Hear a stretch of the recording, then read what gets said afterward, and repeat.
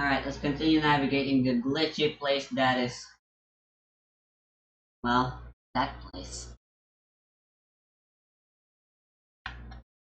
Controller check. Oh, ho, ho, ho, ho, ho, ho. What the?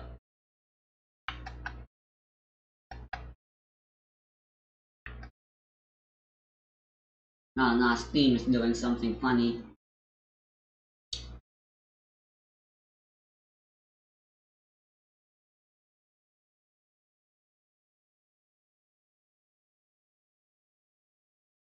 Exit. It's on. I think Steam is on big picture mode or something. I'm pretty sure I already set it so that Steam shouldn't allow me to play the PC with the controller. I turned off controller settings and stuff. Oh my god, it's still happening.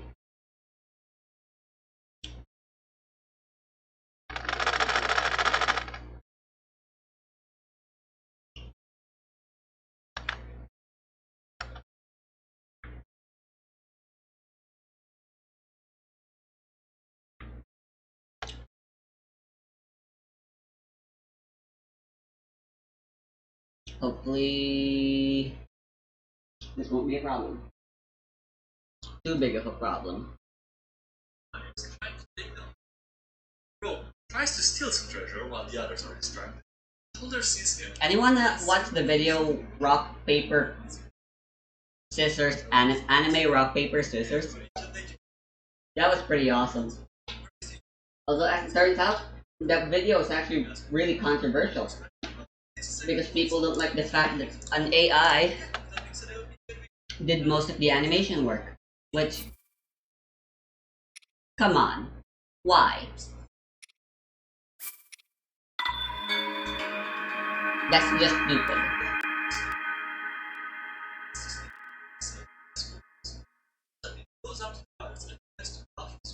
Good anime is good anime. I mean, there's this whole controversy still about whether or not that could even be considered an anime because it was published entirely by non-Japanese people.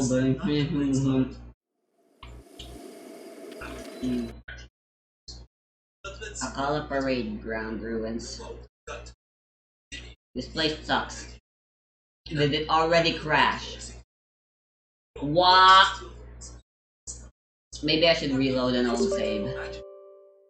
I need to take an alternate route. I think that's what I need to do. It's caught by the guards. I like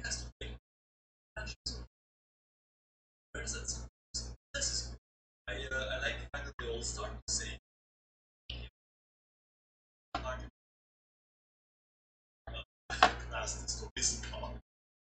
the wizard accidentally summoned the team. Pinatni, DM running the D&D campaign. Pinatni, party of adventurers including the wizard. Wizard is trying to summon a familiar but messes up the information. Instead of a cute little animal, a demon. Demon is not happy about the summon. Party has to fight the demon, but it's too powerful. The wizard realizes his mistake and tries to banish it. Succeeds, but now the party has a powerful plan.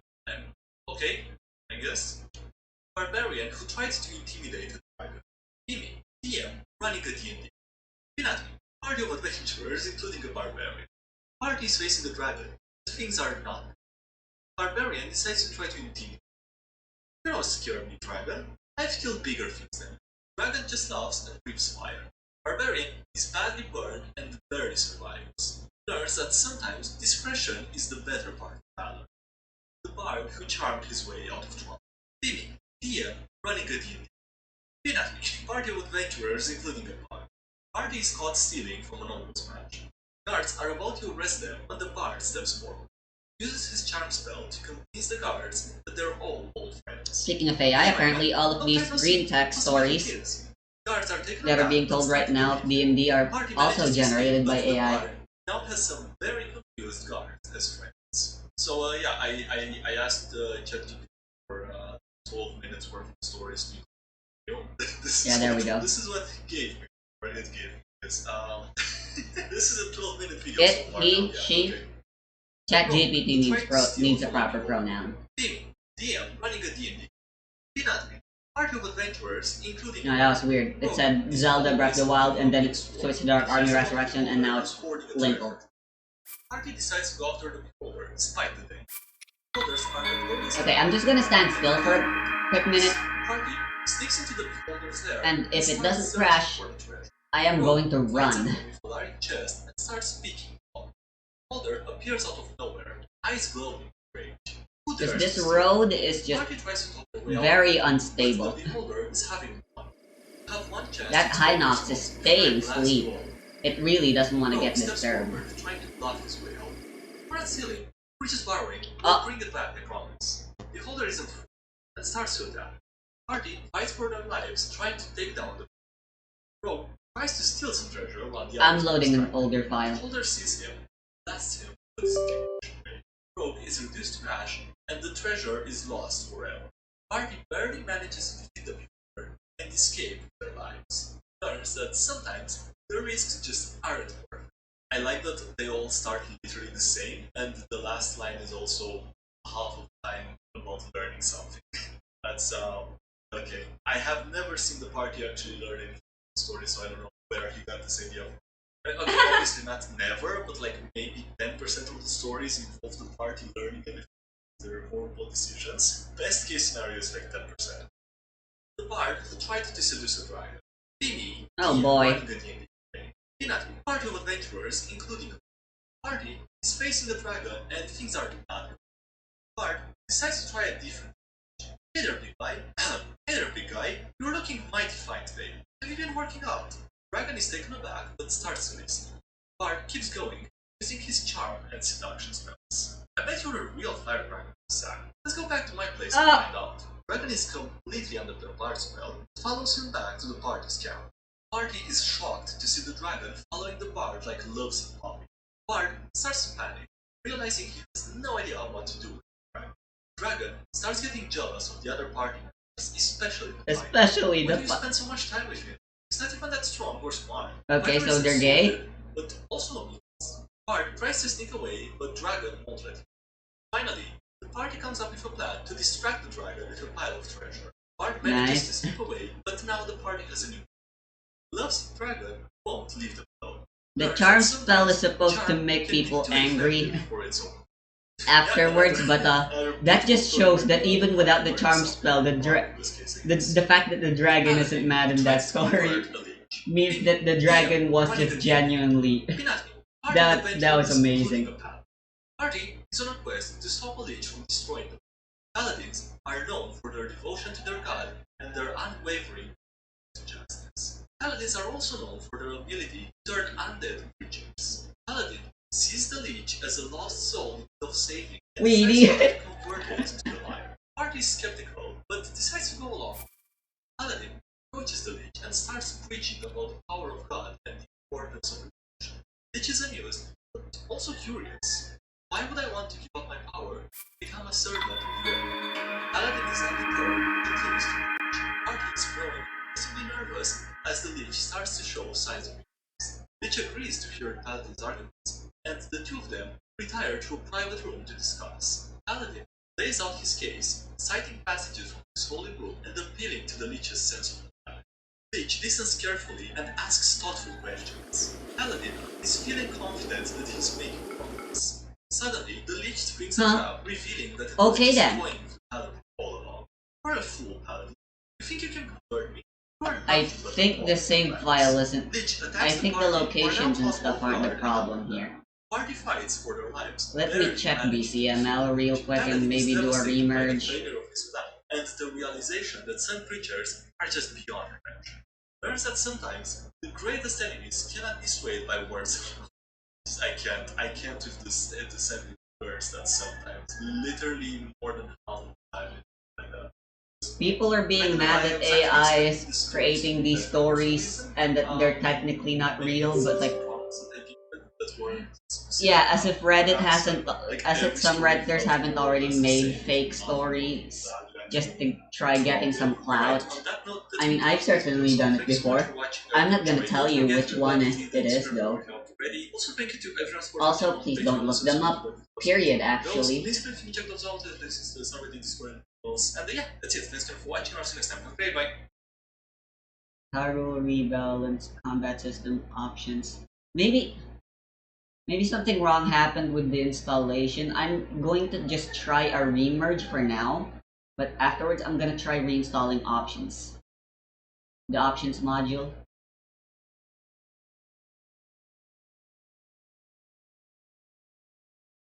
Because you know, reinstalling stuff is alright. CEF cache is back.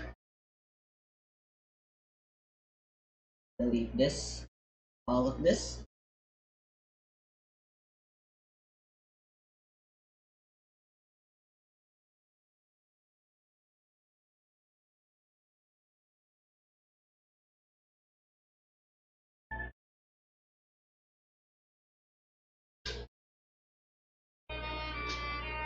How do they get the characters to do these poses? What the heck? Okay, that's modded.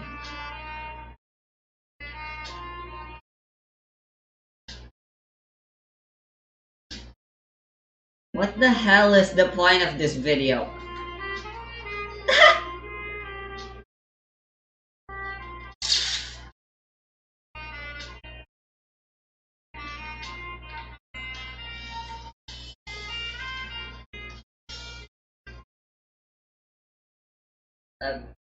I mean, the little squint was pretty cute and funny, but again, I need to ask why. The sequel. If you still continue to follow this series, we appreciate you sticking around for this many episodes. It means a lot to us. Without further ado, here we go. Normally, every time you throw a boomerang, it swings around to the left side. Well, for some reason, if you want to switch directions, just hop to the right as you throw, and it'll swing around to the right side with you instead. Oh, nice. Before, I've shown how you can get some interesting interactions with traveling NPCs when attacked by certain enemies. But did you know that most of them are specifically terrified of guardians? Even in some areas that are impossible for guardians to reach in normal gameplay, such as the Truffle Sisters next to Foothill Stable, or even Dilly and Jorah way out in the middle of the Gerudo Desert. Bringing a guardian to them will have them react accordingly in conversation. Some players still haven't seen all of the zero stamina charge attacks. With each major weapon type, sword, two-handers, and spears, they have a unique animation when you're out of stamina.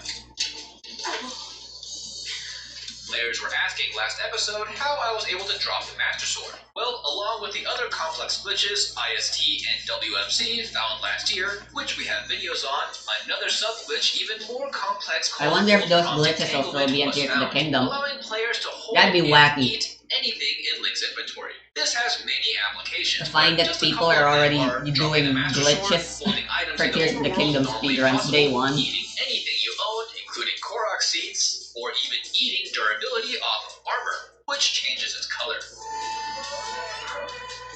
In Hot Tenno Village, many colored banners are scattered about the town, likely dyed by Sage, and some of these banners can be walked under. The interesting thing is that the game's lighting changes accordingly when you hang out underneath them, such as this purplish tint here and this reddish tint here. There are very few locations in the game that do this, but once you see it, it's pretty hard to miss.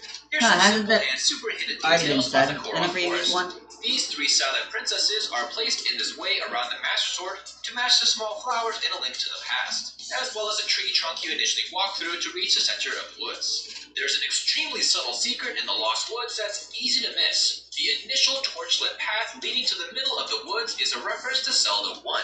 The secret directions were north, west, south, west. Once you reach the center of the woods, you're on your own and the Easter egg ends. You can see this pathing on the Breath of the Wild object map. There's a special evolving conversation. No way, that's so cool. Why did I never notice that? But not King Dorephan or Richu. The specific location. Probably because I always play on pro mode, even since day one. Start out pretty cryptic, and I don't pay attention to the northeast, southwest thingy. But for every divine beast that you complete, they start getting a bit more specific, such as saying it sleeps in a forest at 2 beasts, specifically saying the Lost Woods at 3 beasts, and precisely saying the Lost Woods west of here from Pluto, or east of here from Canelli at 4 beasts completed. They likely designed this so that it ensures that by the time you've beaten 4 beasts late in the game, you have a pretty good idea of where the Master Sword should be. There are many conversations in Breath of the Wild that require certain checks to be completed before they're triggered. But some conversations in particular are so specific that very few players have come across these naturally. This conversation with Teba about Tulin saying it's too rainy to take him to the flight range is one of the rarest in the game. In order to trigger this, you need to first complete Bob Meadow. Second, not complete the recital at the Warbler's Nest, which for some reason permalocks the weather in Kano Village to be sunny forever after completion. What? Or have it rain in Tabantha, which out of every weather RNG in Hyrule, 5% is the usual average lowest, but Tabantha takes number 1 rarest weather and 2% chance of No, I forgot about the durability. You know what? Whatever. Who likes swords breaking anyway? Who lets their weapons breaking anyway? Not me. Rolla, the owner of the arrow shop in Kakariko, gives a quick request to light the torches. I really don't mind the durability system, but did you know that she will react negatively? I don't know if this is Hyrule Rebounds doing it, but apparently the rods are supposed to have less durability, but they seem to have the exact same durability. But if you light them by any other means, if I get to the stable, you know what? I'm gonna do it. I'm gonna disable the triple durability thingy. Here's a couple more location references. Spectacle Rock is a reference to the same location itself. Oh, and I'm actually gonna install a mod, the mod by Mercus that increases the boss's health and stuff. So they'll still be able to work as the DPS checks they were always meant to be. But they'll just have more health. They won't actually have new patterns and stuff. They won't be faster and more aggressive. And their stagger will still be the same, but honestly, the reduced stagger and faster attacks and stuff is just more annoying than it is just difficult. Like I said, it would just be more fun and challenging if they put minions to fight alongside the boss. Can I put that as a request in the Dark Army Resurrection Discord or something? Because yeah, that would be really nice. If that was how it worked. Alright, I'm gonna go beat these guys up just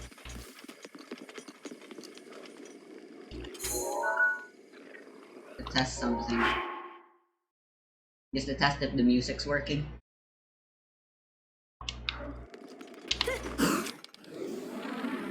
No. Oh my, that didn't kill.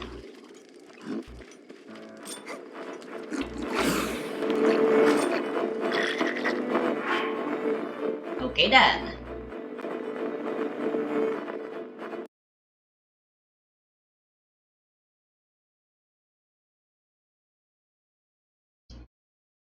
That is most strange. Let me try reinstalling Genshin Music mod alongside changing the durabilities back to be defaulted. I could actually use the save modifier as well. So the weapons are immediately back to how they should be. So I can lower their durability right away. You know what?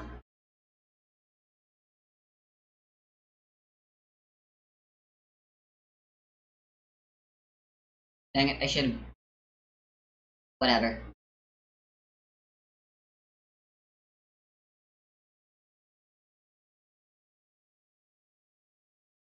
Alright, yeah, that's what I'm gonna do. All these characters are found on Skywalk in Skyward Sword. And finally, Nami and Tenma Lake are references to previous Zelda narratives. Ocarina times Navi and Majora's Mask Tattle and Tail. Both names can be spelled out from the letters in this name. Bonus fun fact, the Majora's Mask fairy's names, when spoken aloud, reads out Tattletale, another word for snitch. Did you know that the antenna on Bon and Worth's back are based off of the antenna on Shiga Tower? Through the development of Breath of the Wild, one of the techniques they had in creating new environments is to have one of the developers take a snapshot of undeveloped land, then have an artist bring it to life by drawing an image, then sending it back to the developers to create the 3D model. Birds, in particular ducks, might have an animation that you may recognize. When shot out of the air, not on the ground, they fall to the ground while spinning. This is a direct reference to a game you definitely know. What?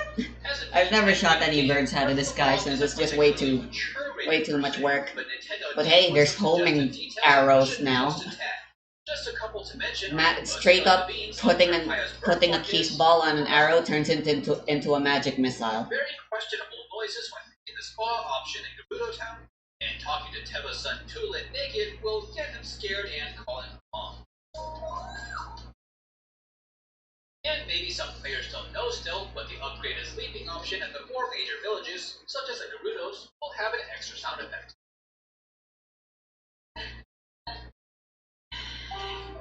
Including the Ritos down feather beds.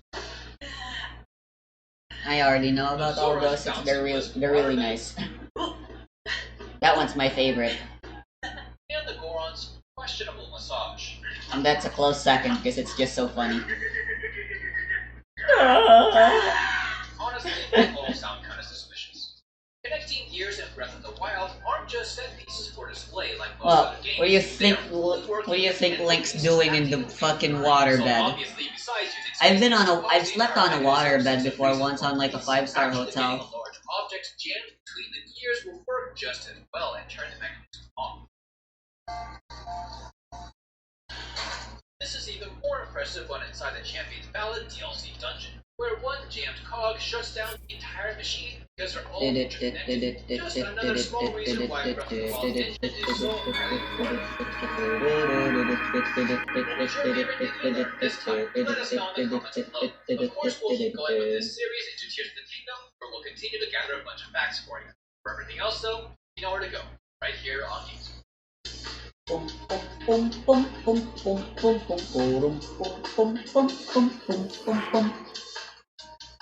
Alright, Master Sword has 50. Knight's Broadsword.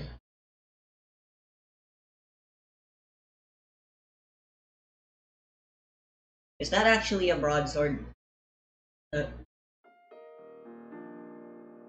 lengths of the measurements are in meters.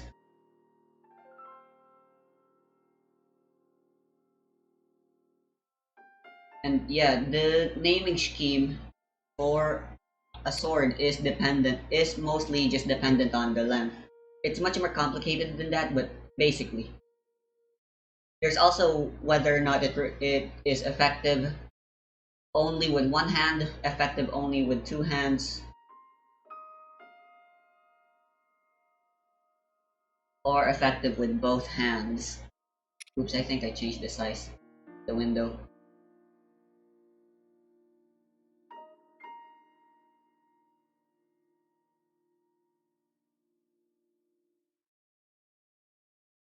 I'm gonna put a star on the weapons that are still fully thingy, and then I'll just reduce the durability by 80% of base. By 20% of base.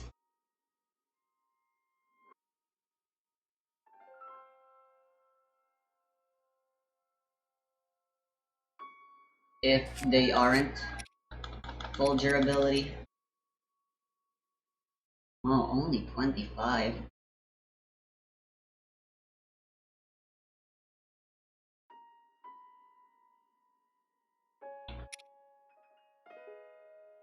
Oh, this one's only 30. Right! I forgot that the durability really is just low in the base game. Oops.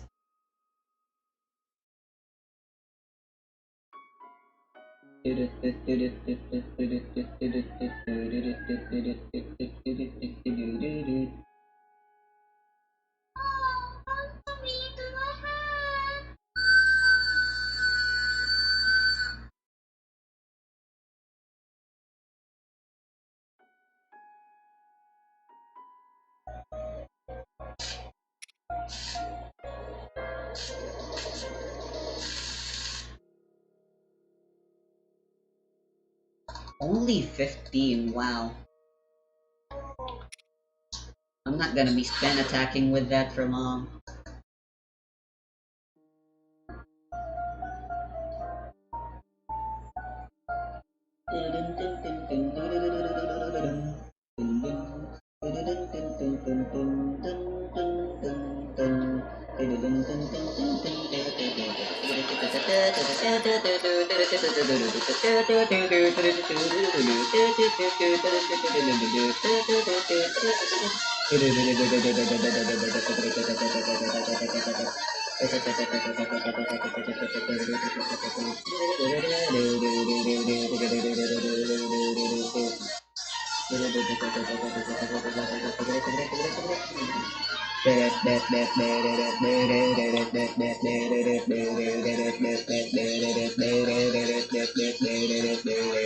Oh, if I had a teleporter, I could actually show that to one of those.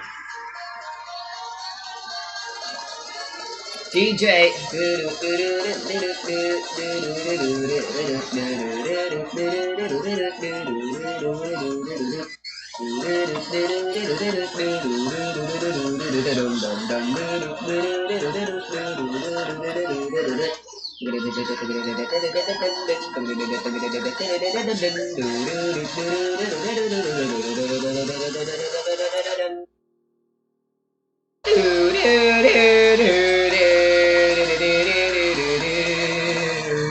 It has way less durability now. No wonder it's way cheaper to craft now. Are you ready?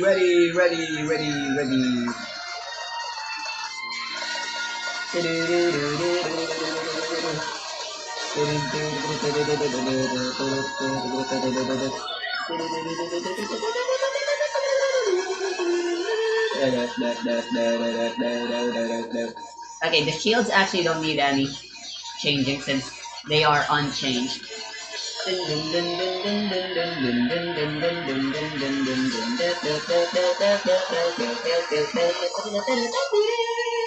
Boom, boom, boom, boom.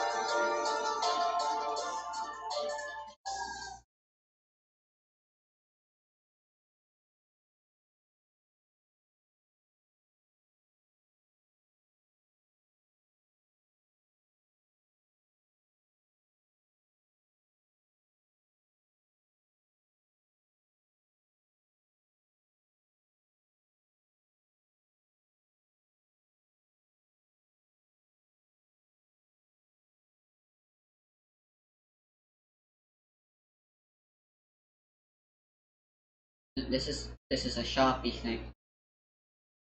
Why is this Shopee logo?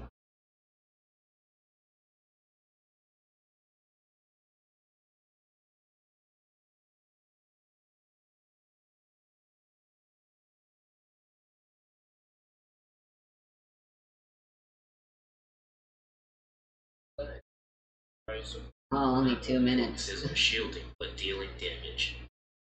Her elemental skill lulls her to sleep, creating a shield based on her max HP. This shield will generate a Night Star every 1.5 seconds, as well as whenever an elemental skill is used while the shield is active.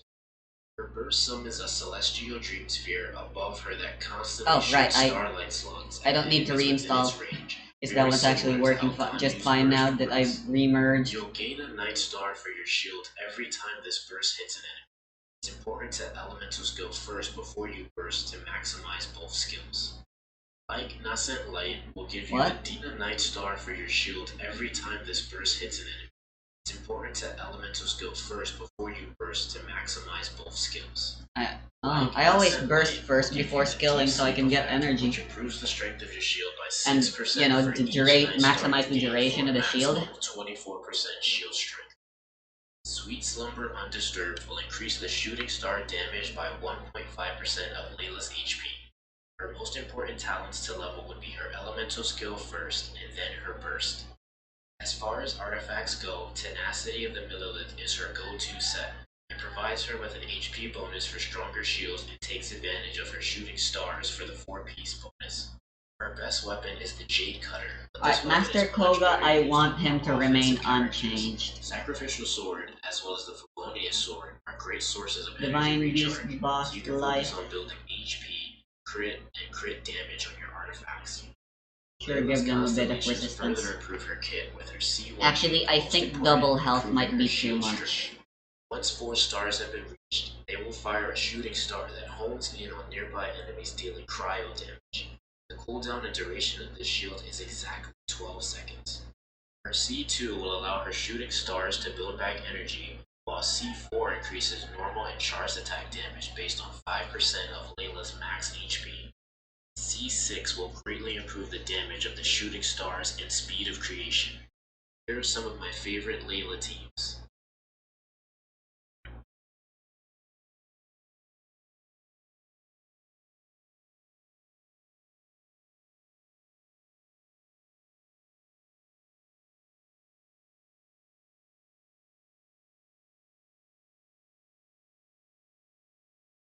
Final.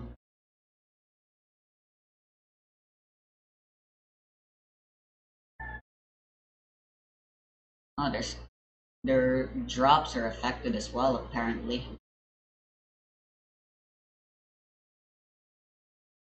But I'm pretty sure, since it should take priority. And thankfully, that doesn't cause any changes, any crashing.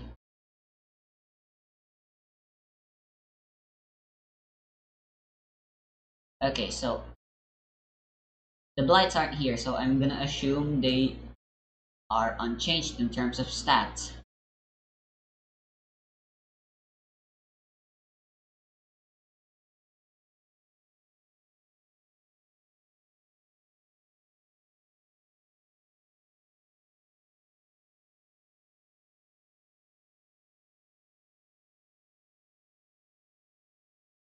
And what about the other bosses that aren't the blights?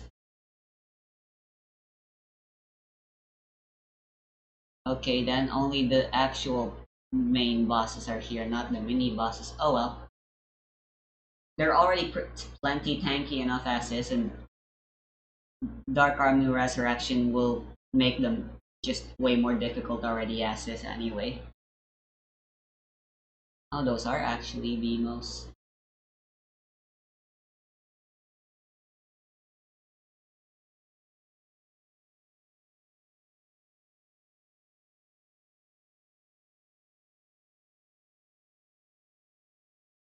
Water Blight, Fire Blight, Wind Blight, Thunder Blight.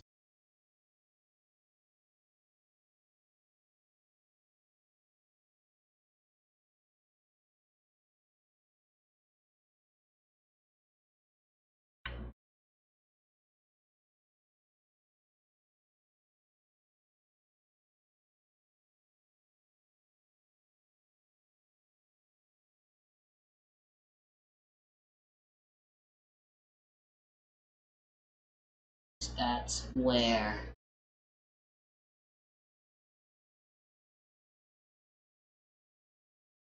I thought this would show me the stats.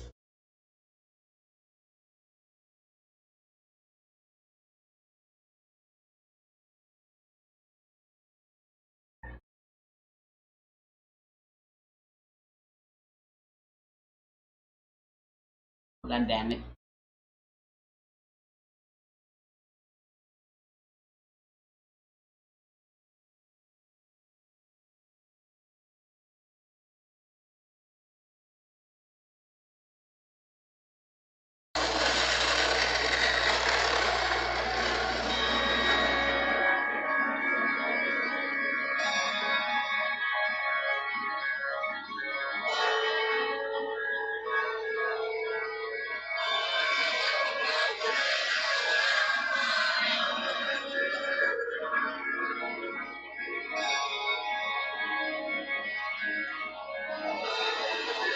Okay, turning that into 1600.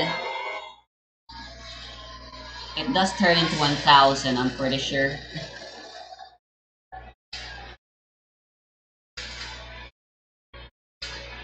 Yeah, I think times 2 is fine. That will actually cost me a good chunk of my weapons.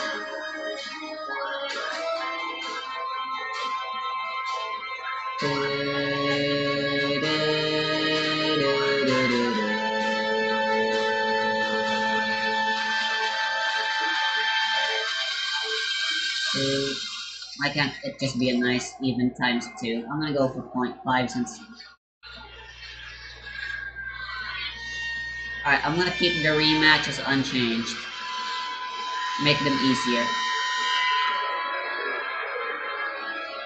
Because you have fixed weapons there, and yeah.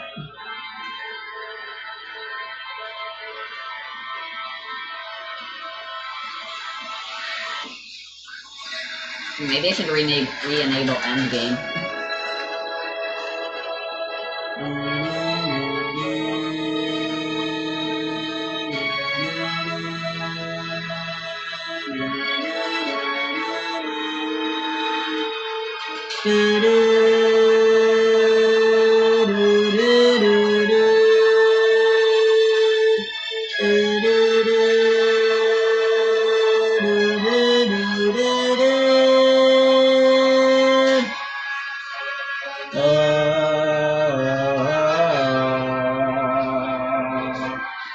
Man, this sounds cool.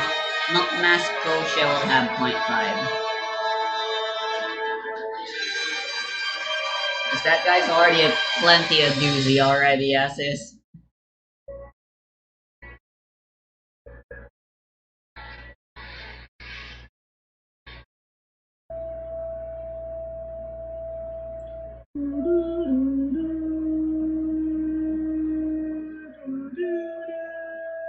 I don't think... No, the golds are here, so...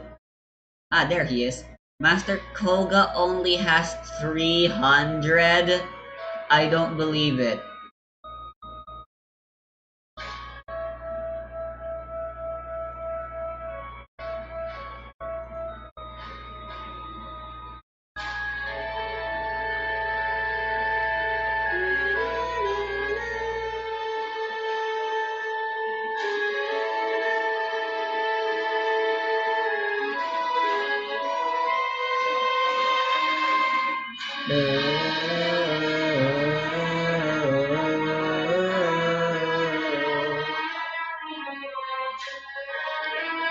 That's nice, it's just a mix of all of Pucci's themes.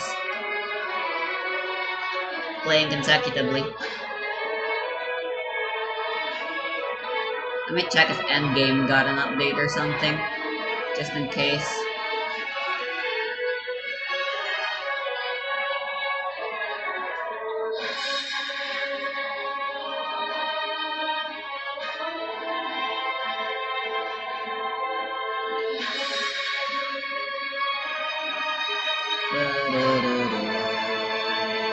What is this?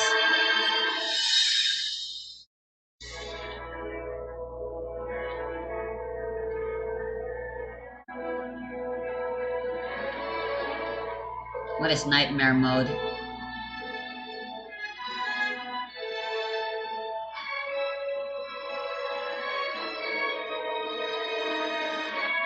What?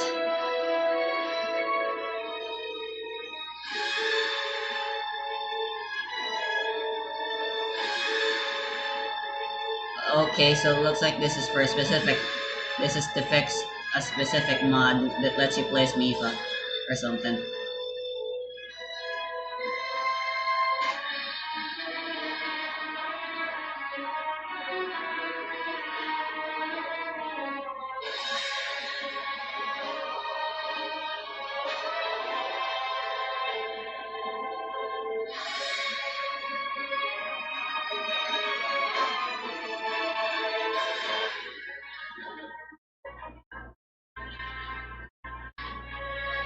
Okay, this seems to change things already as is.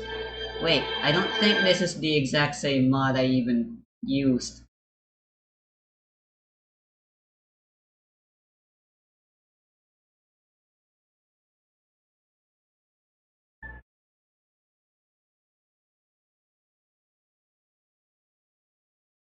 Cool.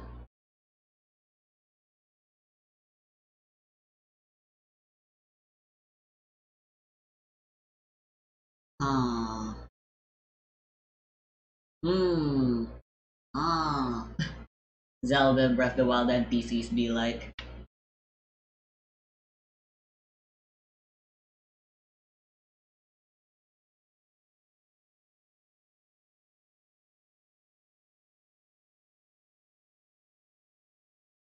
End the game B2 5:18. Alright. That one remains unchanged, it seems, but there is this so-called nightmare mode now. I'll download them.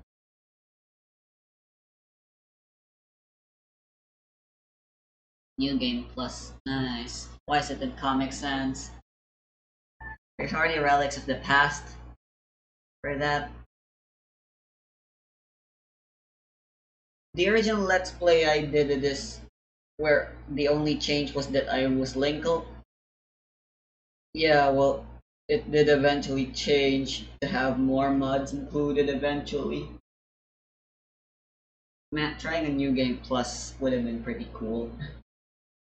But yeah, New Game Plus really just doesn't work. There's not enough stuff to make for an interesting New Game Plus thingy. And game nightmare mode.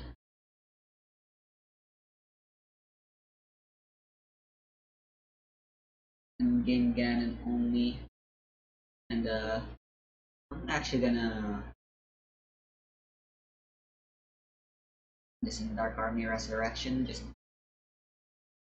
because it basically is a Dark Army Resurrection mod.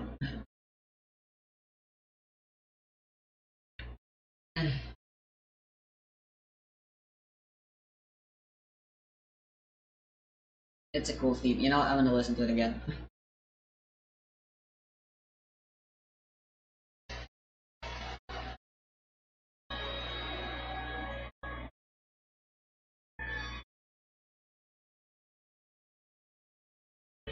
Okay, let me read through this again.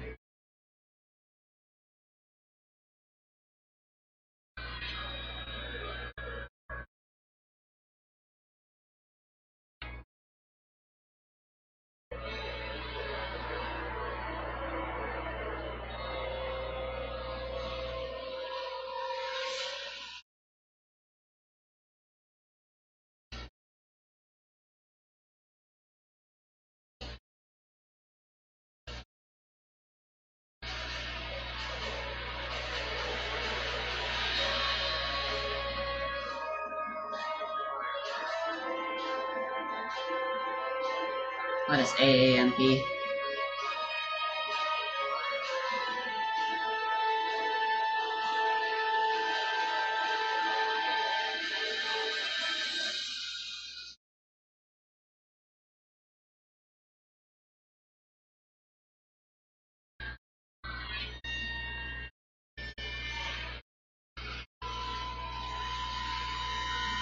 Disable RSTB. Okay.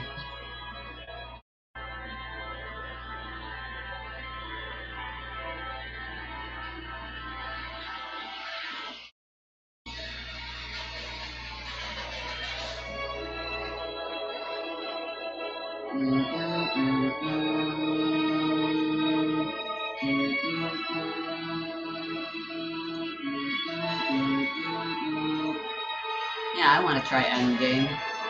Nightmare mode.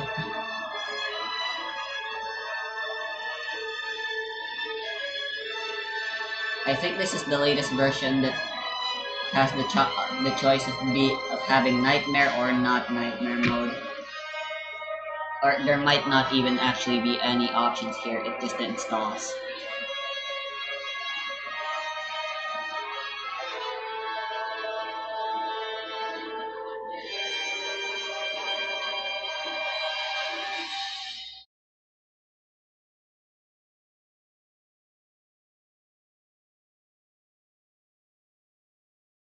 More difficult range attack, slightly more HP, and more difficult to stun. Okay. They might not be compatible. I think as long as I put custom bosses fights above, I do believe the class maker that Merc has made is just putting multipliers rather than actually changing. It's using multiply equal to rather than equal to a new value. If you know what I'm saying. I'm using programming terms.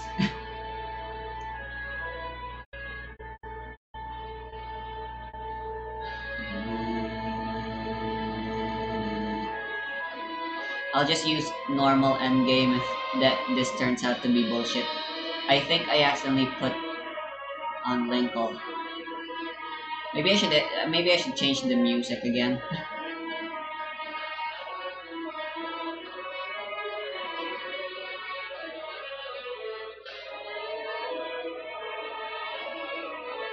Okay, it's not here, so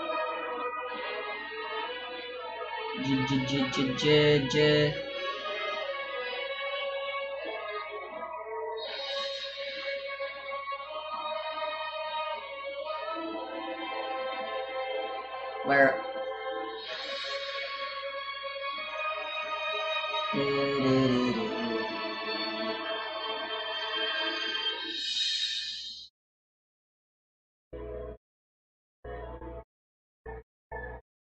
it's in Dark Army Resurrection.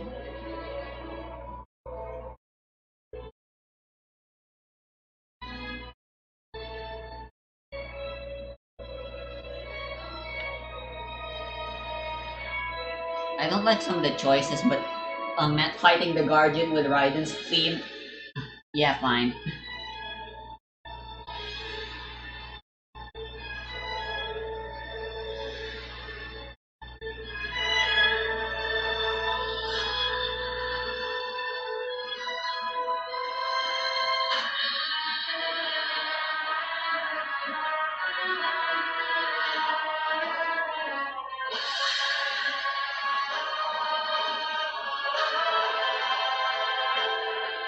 Man, I really want to listen to freaking Sumeri battle themes.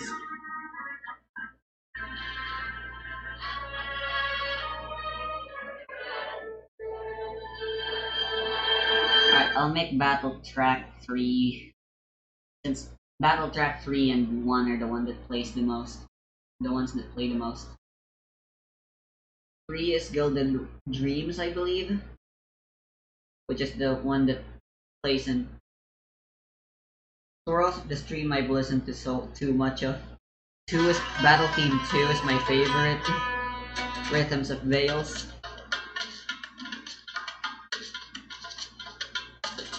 Maybe Gilded Runner won't be so bad.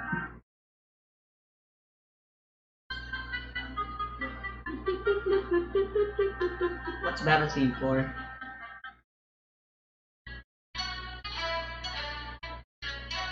Oh yeah, this one's pretty cool too. Okay, I'm gonna try setting this as Battle Theme 2.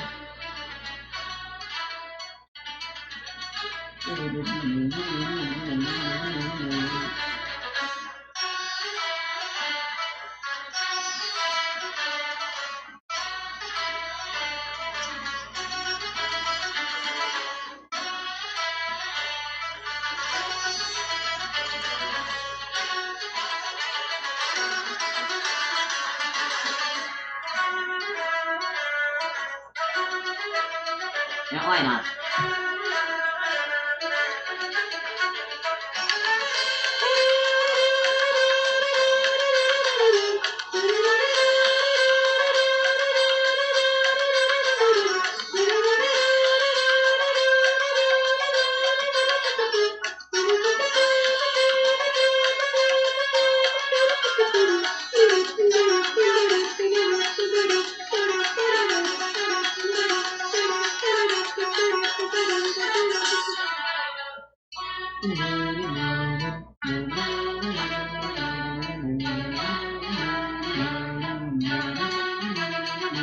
Why not? I'll make Battle Theme 2 Duel in the Mist.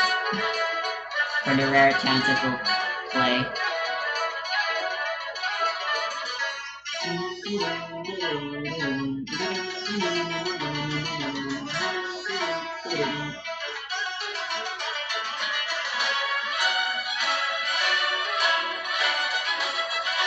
And, is there anything else? Oh yeah, I was still going to change the options. Because I'm disabling the triple durability.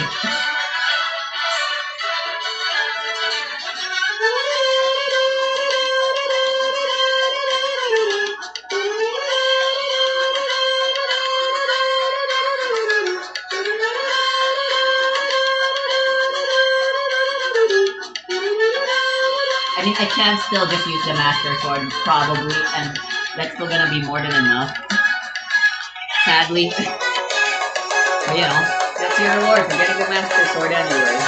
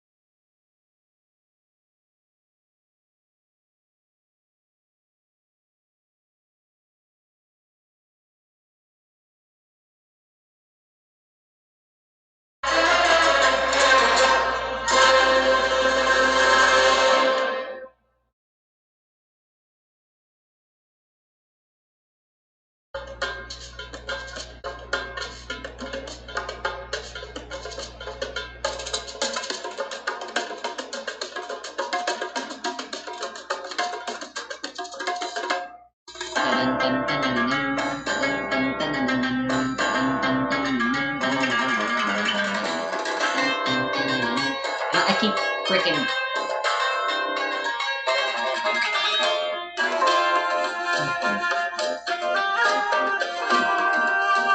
I'll keep it, fine.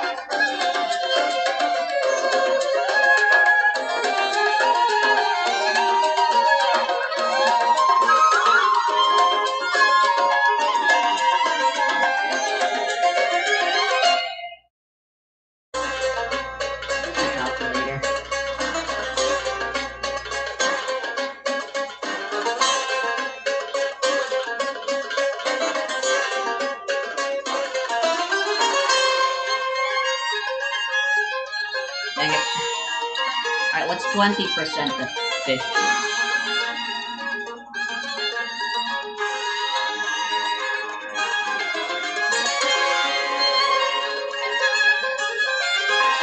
I'm just gonna use the calculator in the computer.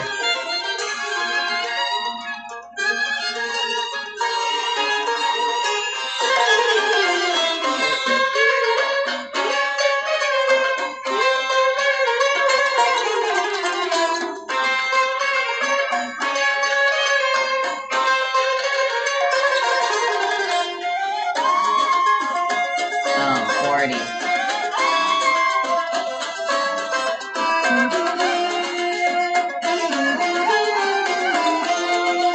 Actually, it said 250 there. I think that should stay.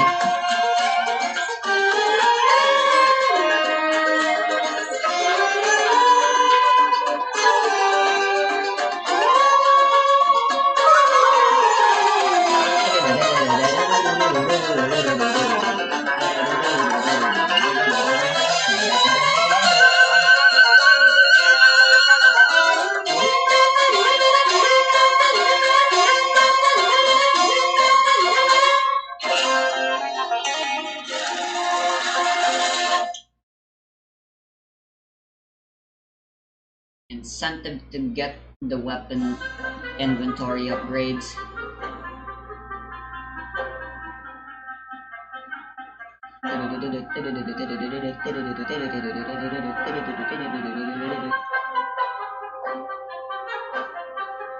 Alright, so 30.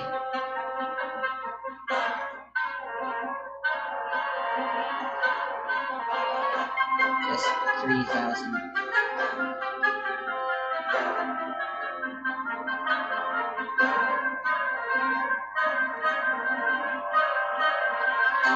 Multiply that by 0.8.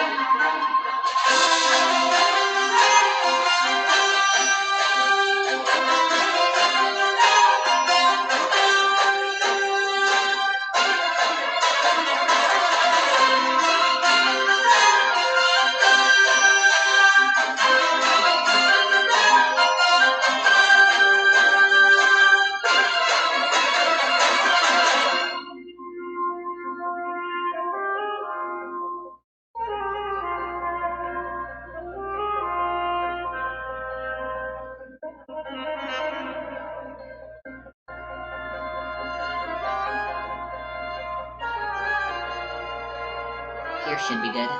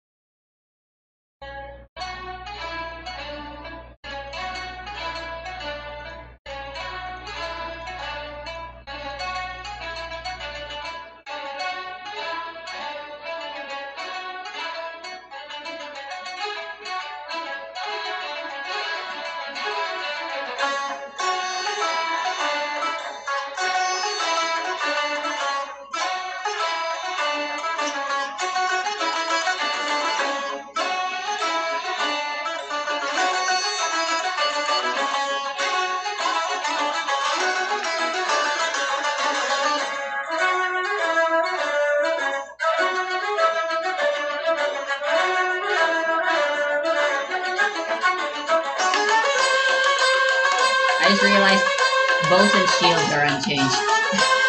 I didn't need to write these down. These are actually already fine.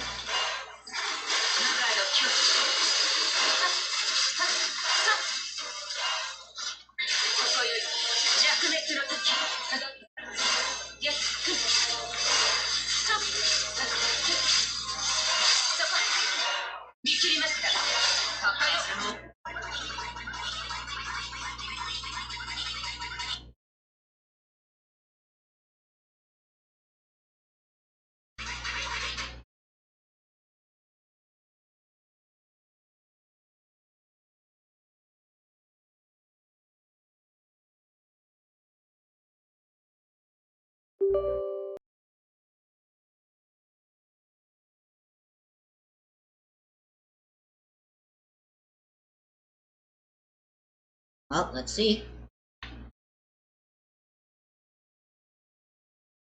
I won't be able to find out whether the bosses will crash once until we get to a boss, but you know, we'll cross that bridge when we get there.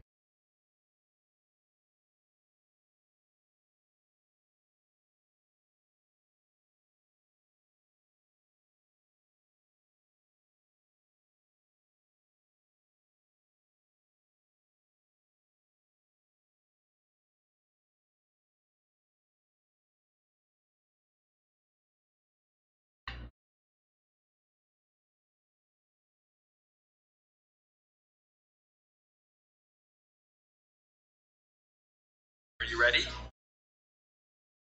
Growing up, man, I spent hours of my life stomping.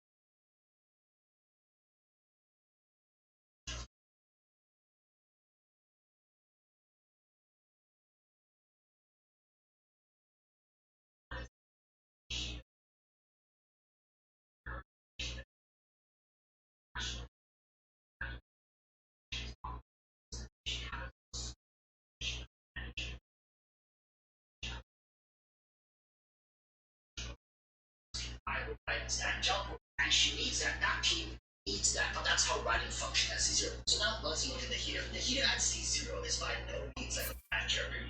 You can also say that she is a dendro applicator. Yeah, but for very simple terms. Her dendro application is extremely consistent, it's very lasting, and it reaches an incredible range. And it also is dynamic in that it doesn't matter the hell the enemies run off, so they can go to Armia, they're still gonna get hit by the dendro action, right? So once you've applied it, and you don't have to get a super armor when you're applying it, all of this stuff is great, but what is her design concept? Right now, The fuck is this? I hate it. It's a pleasure to Well, holy crap! Look at it. Look at him speak English. project control process. I forgot about my controller. 영상으로는 월드 서버 풀어주는 처음 인사드리게 되었습니다.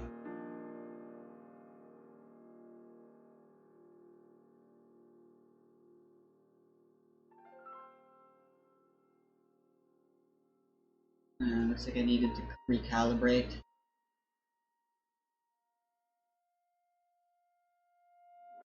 Well, I was moving and the game didn't crash, so off to a good start.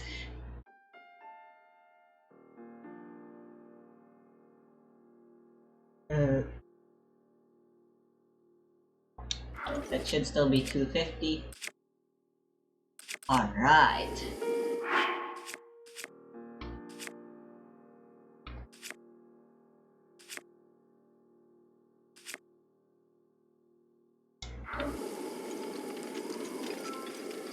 Now for the big thing.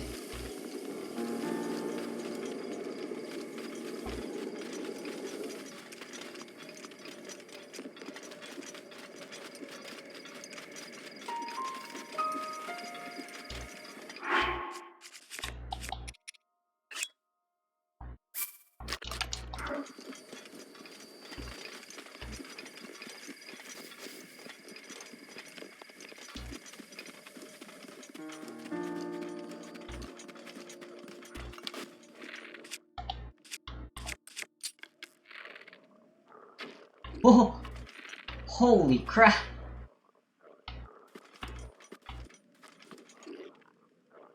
Hello?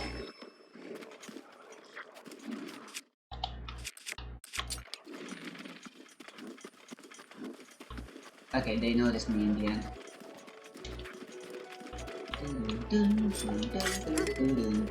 Alright, it's working fine now. Bah. Bah.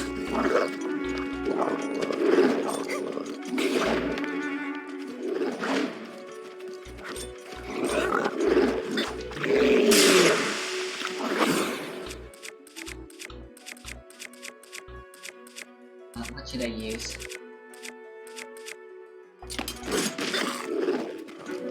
Oh, hey, is that a Lionel axe? Yeah, I'd like to fight in a better area.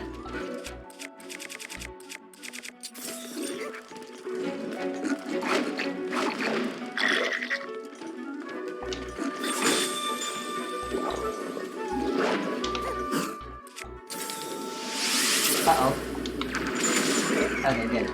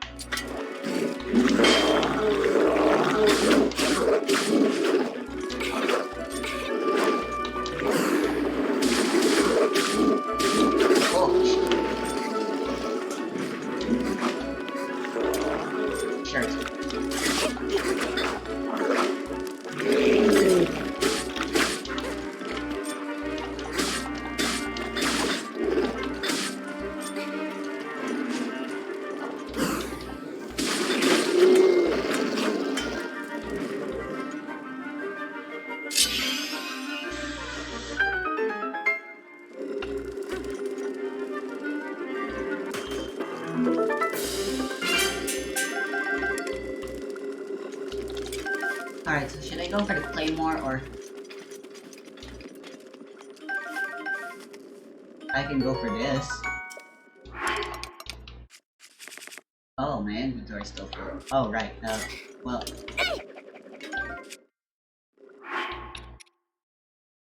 These are supposed to be super effective against Lionels from from my experience, even without Hyrule Rebounds and other stuff, the damage bonus this gives is not good enough, honestly. Maybe I should give it another go, but I'd much rather have a weapon that's effective on more things. I mean, 25 is still good damage, especially in Hyrule Rebalance, where all the damage numbers are lower anyway already.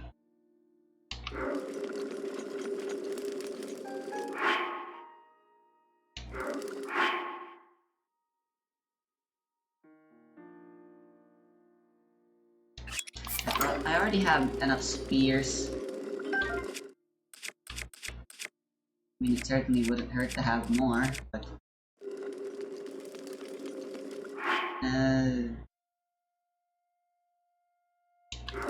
I would have preferred a sword. You know what? I'll keep this. I'll use the spear.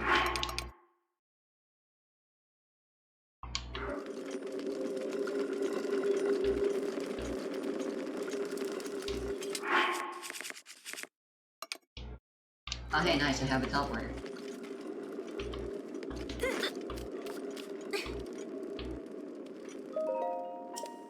Is that a shrine? Oh, that's the shrine in the state.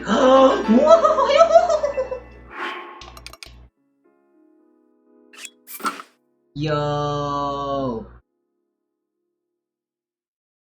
It needs to Bantha Leaf to upgrade though, but yo, that's pretty big. Hell yeah, save after that.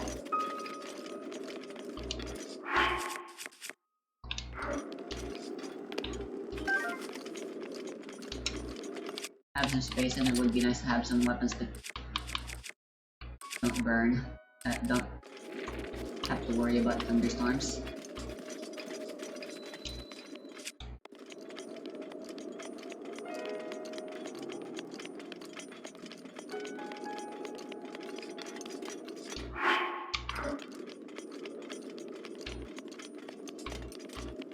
That is the shrine for the stable, right? Where is the stable? Oh, that's for a different stable. That's the shrine for the entrance road to Elm Market.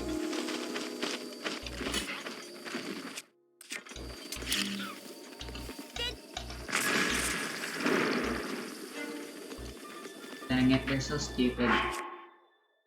I don't have any weapons to deal with them.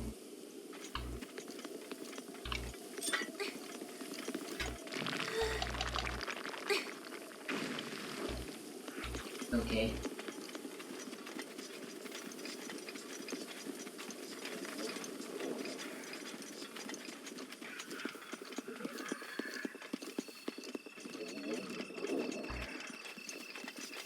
I'd like a fire rod as well. Any fire weapon will do. An actual fire weapon, not the magical weapons the Dark Army Resurrection has, since those don't affect your body temperature at all.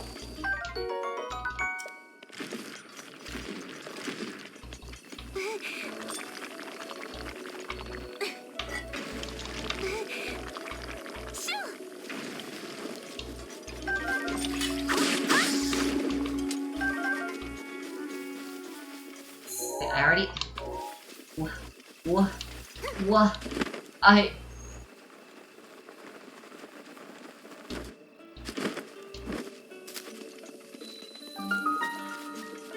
I don't know what to say.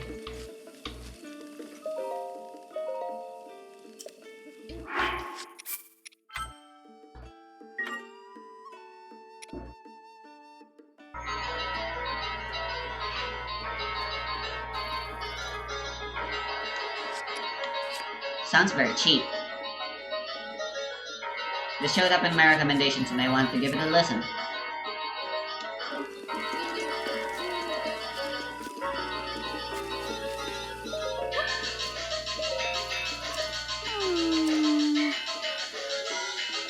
Sure.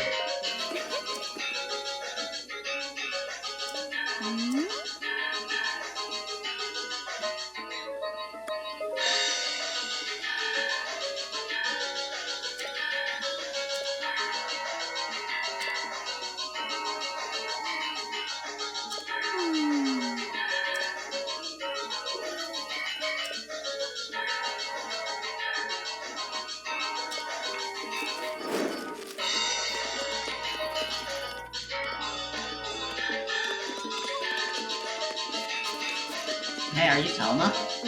Oh no.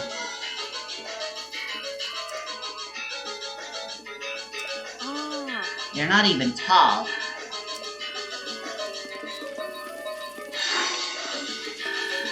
I need 900 more. Where the heck is Beetle?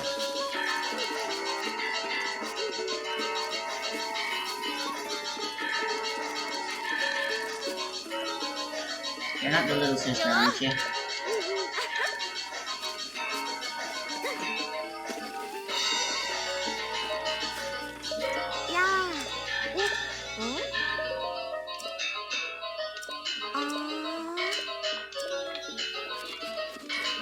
She should be somewhere around here. Where the hell is the little sister?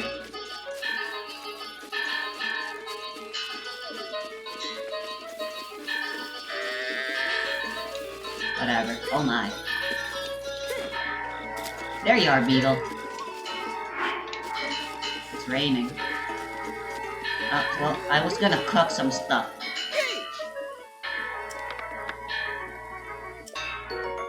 Oh, hell yeah, thank you. It only really works on Guardians.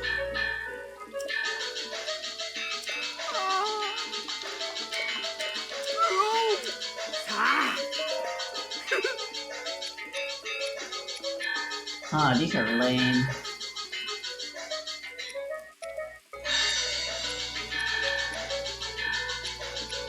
Wow, all of the random weapons are here for sale, I suppose.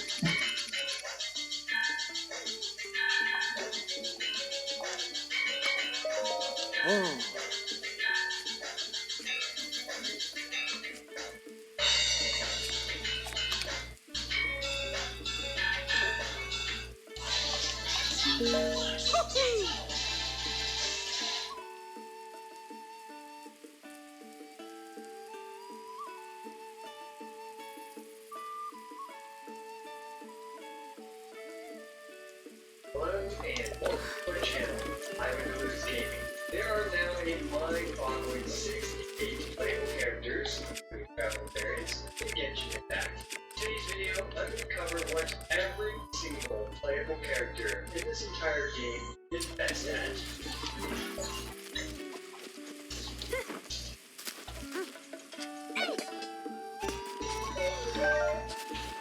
Some of you might remember the last video similar to this one that I made. In fact, it's already been over a year since I made that one, so it's great to finally have an updated version of that.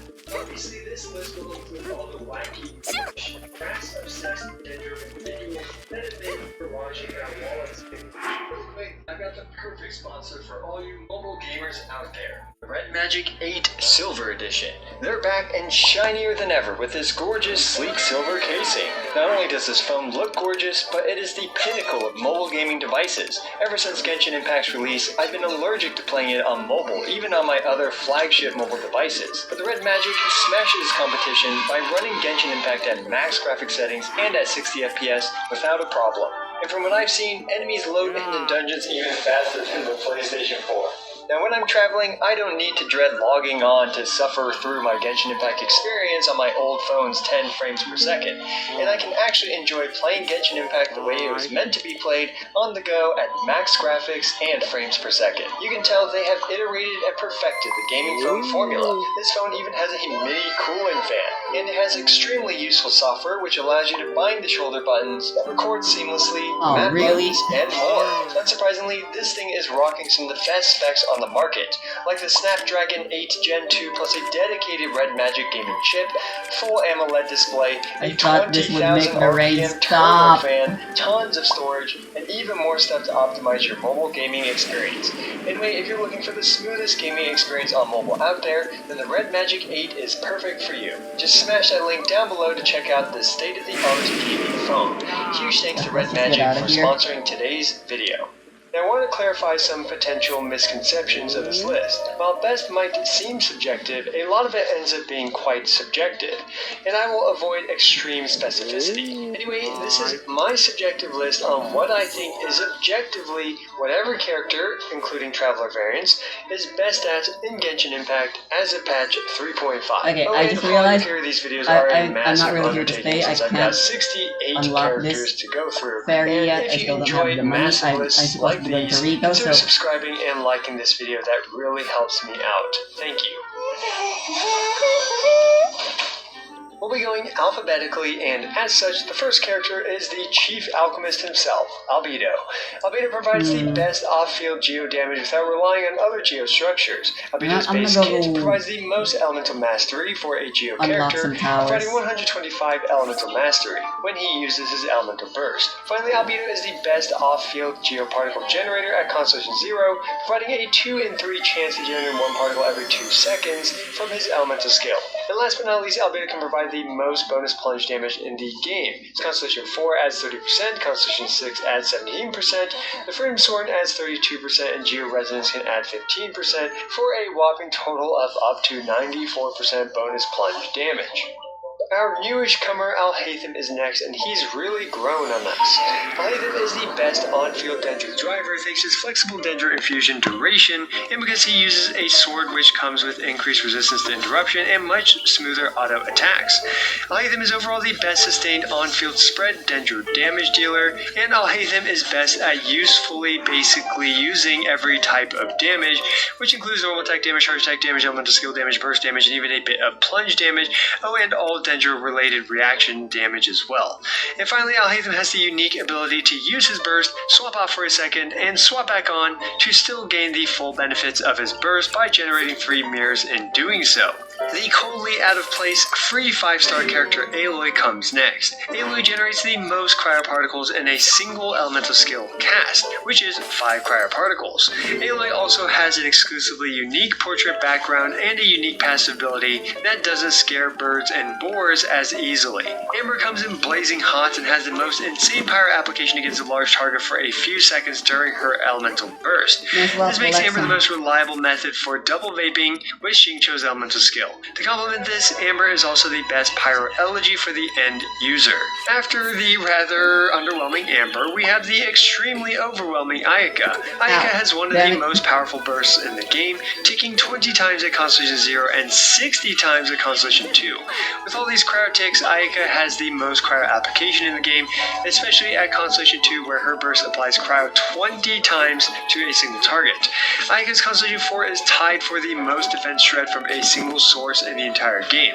Ayaka's Constellation 6 provides the best single instance charged attack in the game when combined with Shenhe.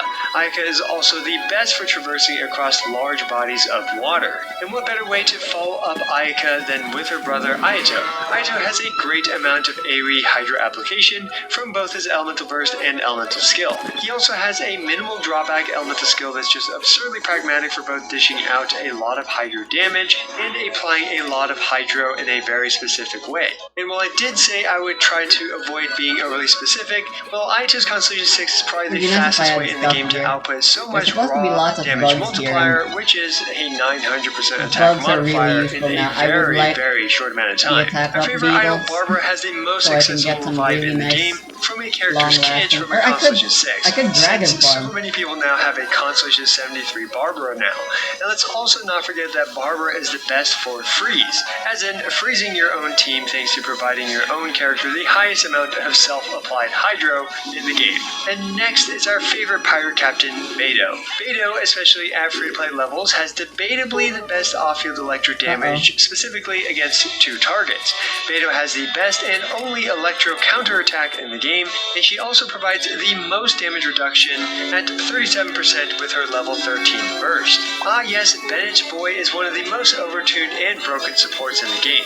He provides the largest attack buff at 1202 attack while using the Aquila Favonia while being able to heal your party.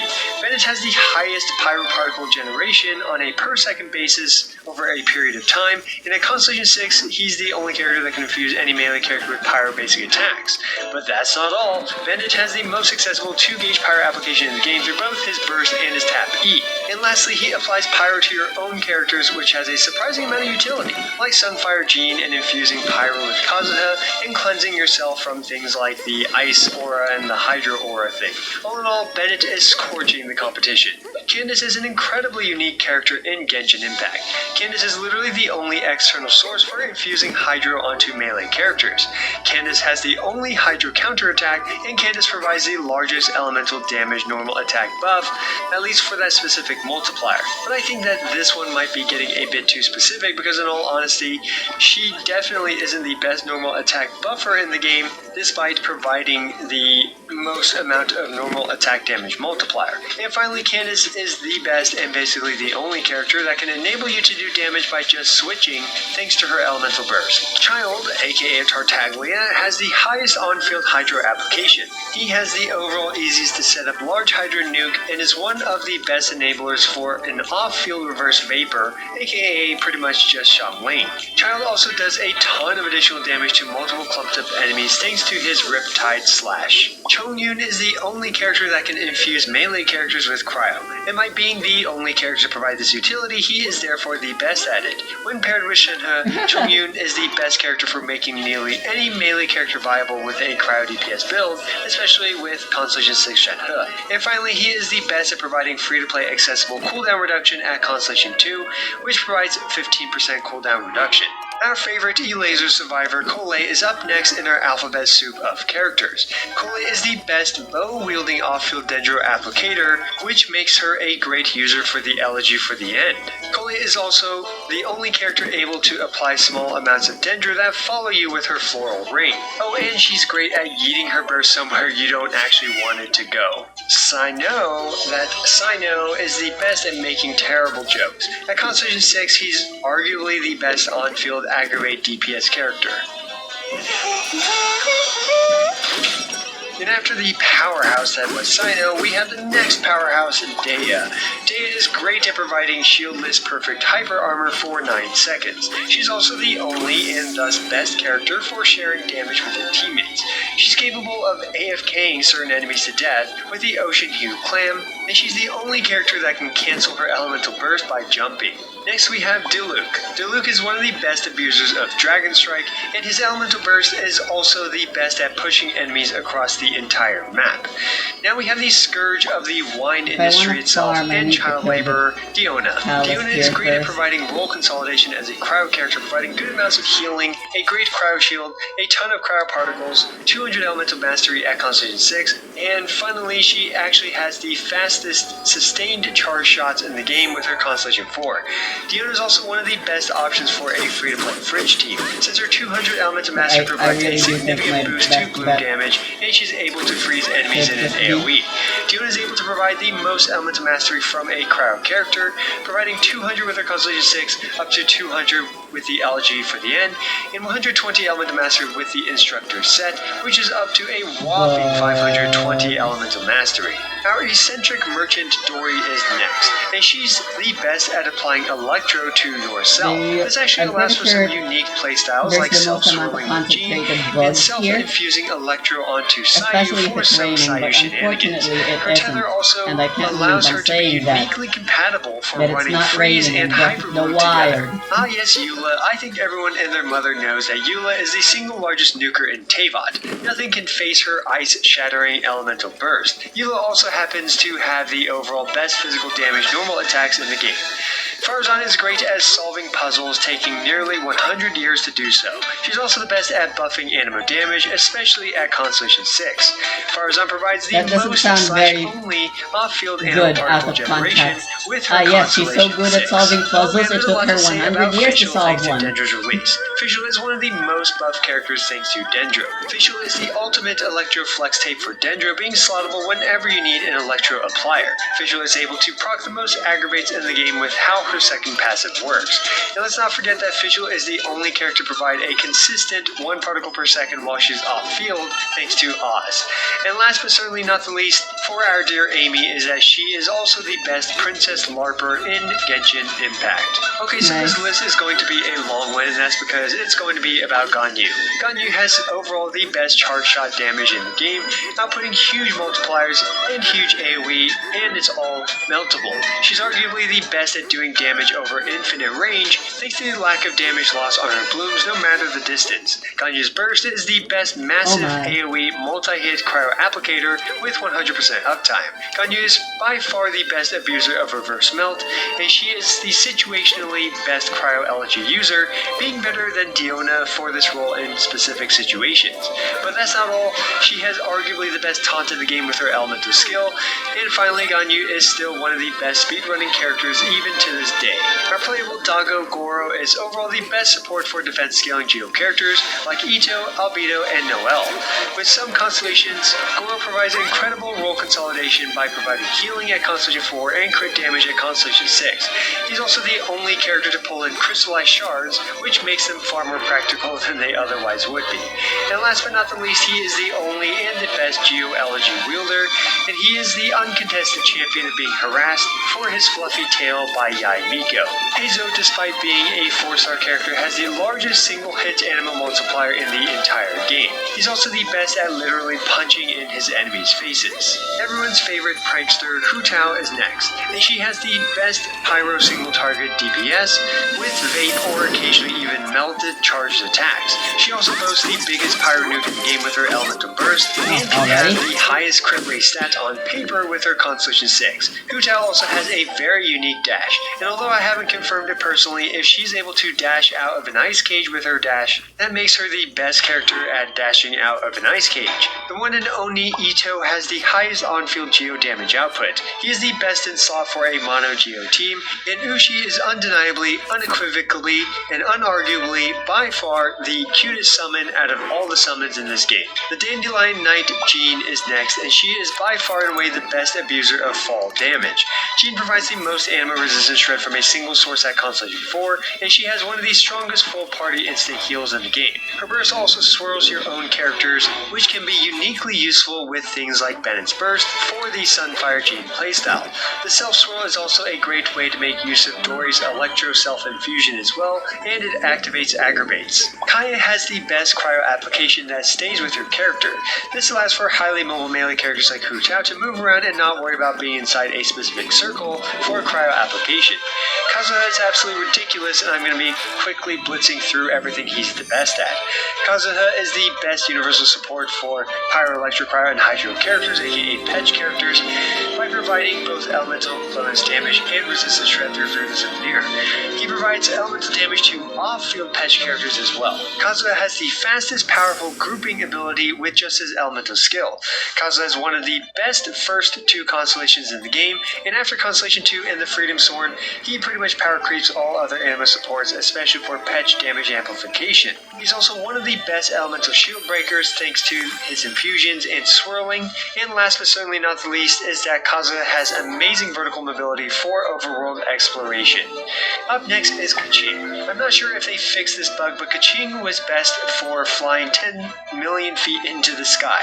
She's also the best at having the lowest revenue for a specific banner.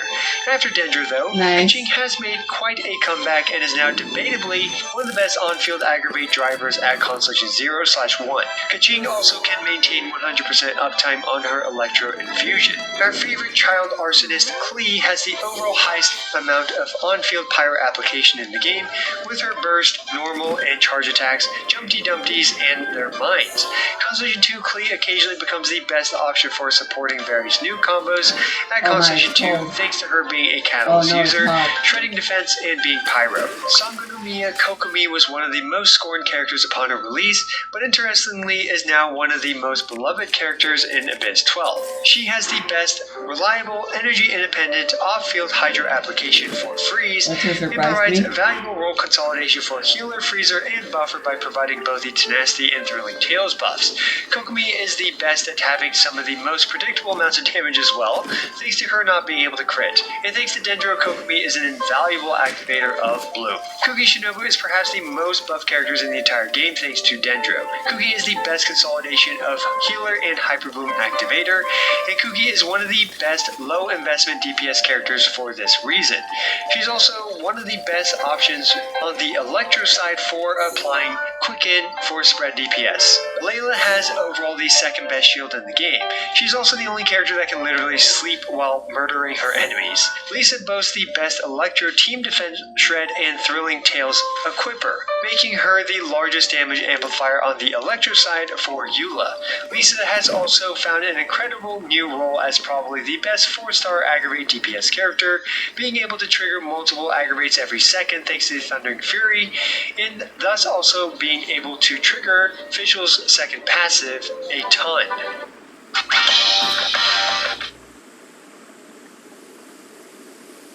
Sabi ni Lola, huwag mahiyang Able to trigger Fischl's second passive a ton.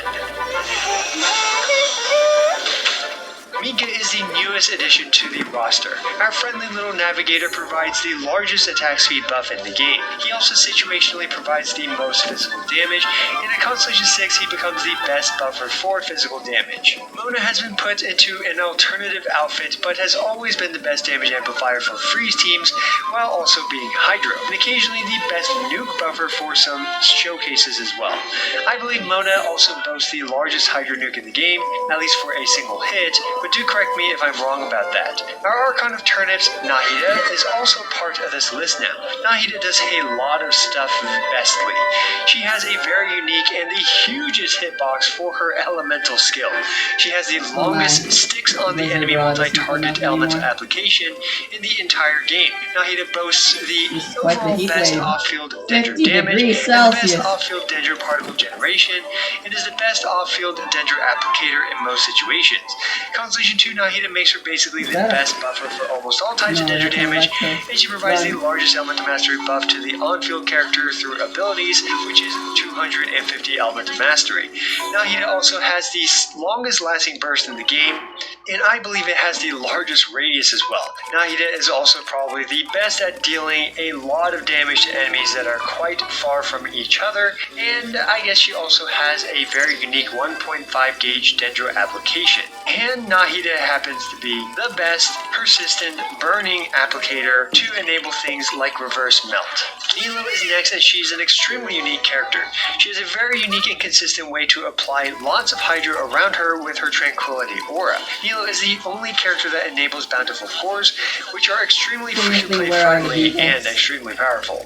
Nilo is also able to kill her own team the fastest thanks to the insane amount of bountiful cores her teams are able to generate. Finally, Nilo has a very unique 2-hit vape nuke. Ningguang's screen is unique in that it can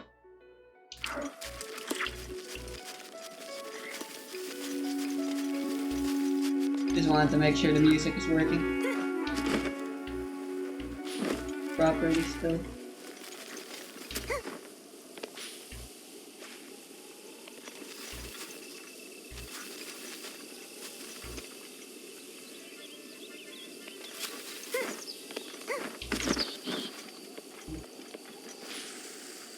block enemies' projectiles. Ningguang is the only and thus best ranged Geo DPS character, and finally Ningguang is the only character that can reveal ores on the minimap. Sweeping into this video is Noelle, who is the only guaranteed shielder available at the beginning. Noelle provides amazing consolidation of roles for healer, DPS, and shielder all in one. I believe she also has the best spinning attack in the game, except for maybe Rune Guards, and finally she is one of the best users of Dragon Strike. Besides forgetting stuff, Qiqi also boasts the highest sustained single target healing in the game. Qiqi is also the best for memeing on official Genshin Impact channels with the Fallen Qiqi sticker, and she has a full team revive at Constellation 6. Also, is Qiqi's Constellation 4 actually the only way to reduce an enemy's attack? Let me know in the comments below if there's any other source of that. Next we have an overpowered character, the Raiden Shogun. She's one of the best drivers in the game for any off-field DPS, and supports because of her super armor, high personal DPS, not interfering with Hydra application,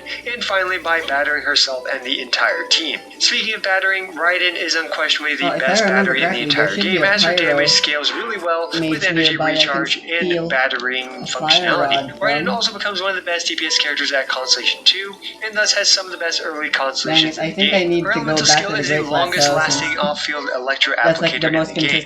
Raiden also provides the best Electro nuke in the game, and with Dendra's release, Raiden provides unironically the highest amount of of Hyper Bloom DPS thanks to the fast AoE tick rate of her elemental skill. And finally, Raiden has the best burst animation. Razor is still the best 4-star ore breaker in the game in my opinion, and he's the best at getting head pats during an idle animation. Besides claiming the title of the most changed outfit in the game, Rosaria has the most successful crit rate buff for up to 15% crit rate. Rosaria is one of the best cryo batteries thanks to her high crit rate, 2 hits on her elemental skill, low elemental skill cooldown, and the Favoni's lance. Rosaria is probably the best off-field reverse melter, especially for free-to-plays. Sara is up next, and she is still the best electro damage buffer, mainly at Constellation 6, and mainly for the Raiden Shogun.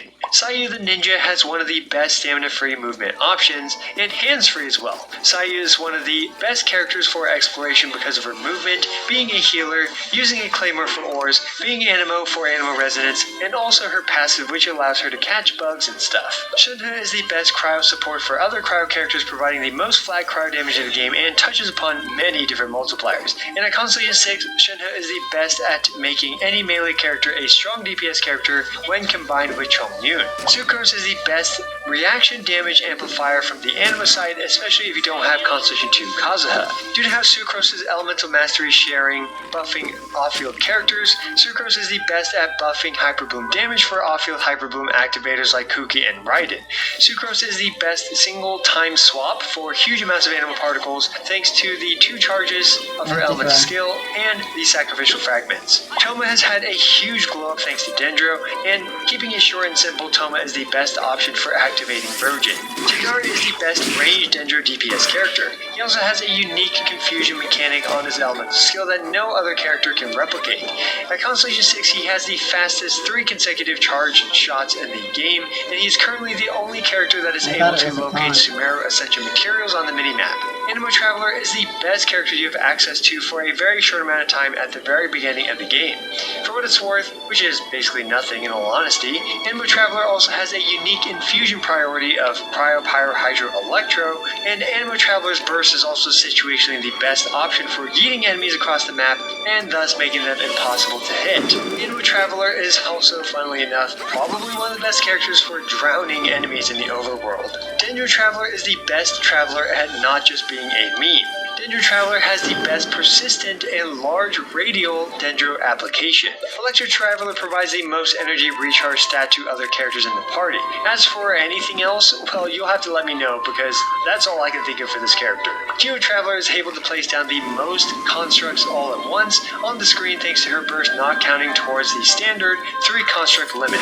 This allows for the most possible resonance pulses with Jolie. Geo Traveler is also the only Geo character to buff crit rate. The next Archon on this list is the Animal Archon himself, Venti. Venti has the most contradictory burst to his ideals, by it being the most impressive burst in the game to enemies that are affected by its pulling powers. His Black Hole of a Tornado is the best crowd control in the game, versus enemies that can be dragged by it. Venti is also the best animal battery for non-animal characters thanks to his passive that refunds 15 energy of the element his burst infuses. You can only He is be also freed by arguably the oppressing best others. elegy for the end So it's wielder pretty in the game. fitting. And last but not the least, Honestly. he is the best But source yeah, of it's plunge attack ironically spamming damage with characters that don't usually spam plunge attacks thanks to the updraft on his elemental skill. Wander is another insanely good overworld character, providing unparalleled mid-air vertical and horizontal mobility. Wander is the best ranged Animo DPS character. Xiangling is still one of the best characters in the game. She literally throws out a god as her weaker ability, aka her elemental skill. Xiangling's elemental burst applies the most persistent pyro while off-field in the game, and overall she is the best off-field reverse vapor. Xiao is the best abuser of plunge damage.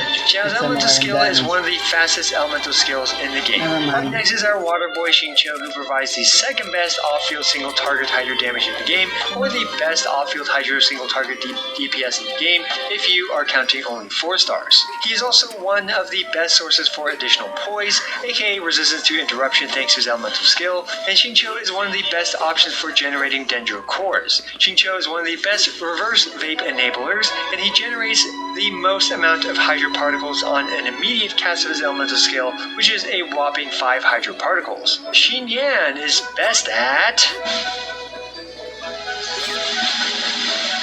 Yang Mai Miko is capable of doing the most off-field electric damage in the game, and she's arguably the best on-field activator as well. And with her constellation, she has the largest amount of turret range and turret damage. Yanfei is the best Thrilling Tales Pyro Shielder at Constellation 4. She also happens to have the longest effective catalyst range. Yaya is the best Dendro healer in the game, and can summon the most amount of little friends compared to all the other summoners. Yelan has one of the best overworld movement options with her elemental skill. She's also the best off-field Hydra DPS character, especially for single targets, and might even be the best off-field DPS character in the entire game. Yelan, especially at Constellation 2, provides a ton of off-field Hydra application, and she's also the best Hydra applicator for crit-based DPS characters that use her thanks to her passive. Yelan is the best Hydra elegy user, and Yelan's Constellation 6 turns her into literally just the best character in the game. Yoimiya is the best Pyro range DPS character, and she has Power Crept Amber as a torch lighter thanks to her homing fireworks from her charge shots. Yunjin provides the most amounts of flat damage specific to normal attack damage. Overall, Yunjin is the best normal attack buffer thanks to all the buffs she provides normal attacks, especially with her constellations, and she's also the only character to have a Geo counterattack for whatever that's worth. And last but certainly not the least, we have Zhongli, who is by far and away the best shielder in the entire game. At Constellation 1, he is theoretically the best off-field geoparticle generator with 2 pillars, although in my opinion, that's not all that reliable. Zhongli is the only character to provide universal resistance shred and is the only other source of geo resistance shred besides geo resonance. Zhongli is the best petrifier and has the largest geo nuke available. Finally, he is the best character for destroying geo structures. Oh my god, this is over 420 lines of script and I'm probably losing my voice from all this talking. Anyway, obviously these videos are a massive endeavor, so I'd really appreciate it if you liked and subscribed. If I missed anything, be sure to leave it as a comment down below. Also, don't forget to check out today's sponsor, the Red Magic 8 Silver Edition, as they make these grueling long videos possible. And it's just honestly an amazing gaming phone that I actually use every day. As always, I appreciate every single one of you. This is I Went to Lose, signing out.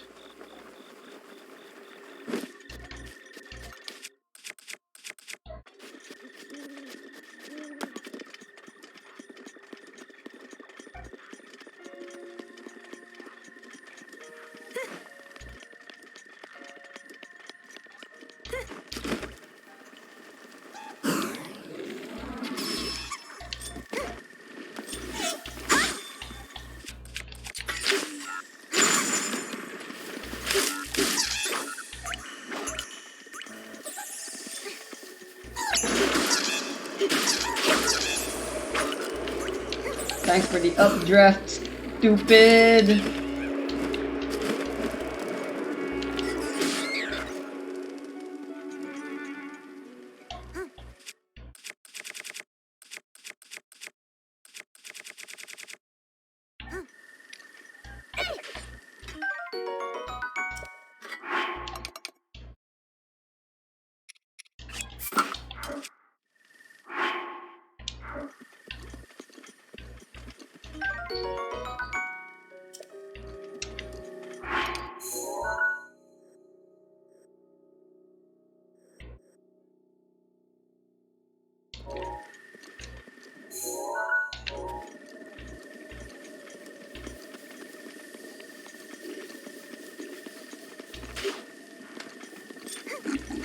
I'll have to fight for the campfire.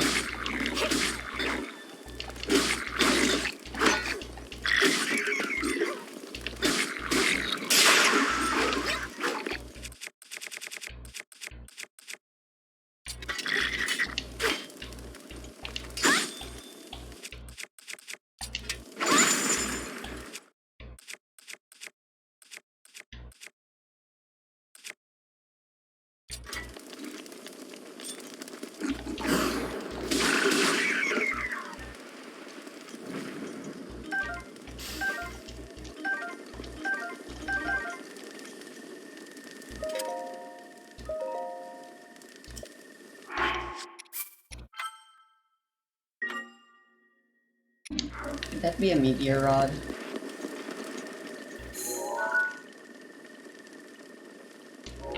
I think that's just another fire rod.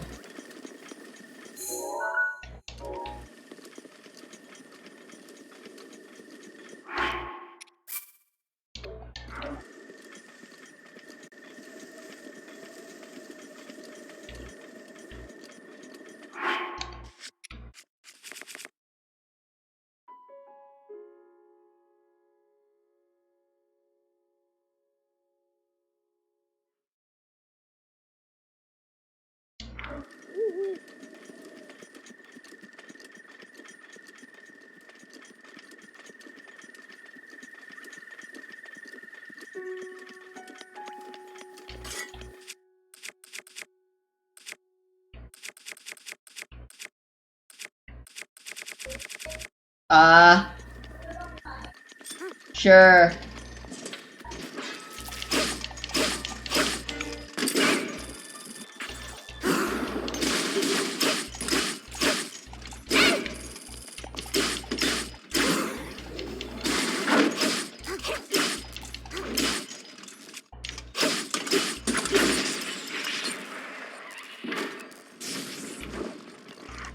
A battery.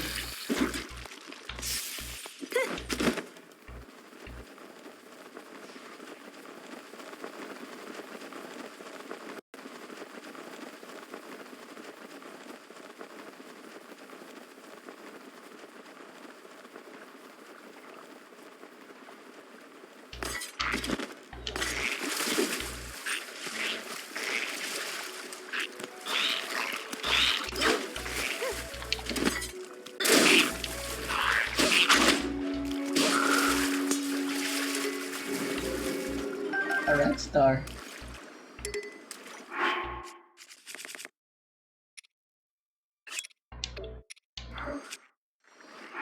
Huh. Yo.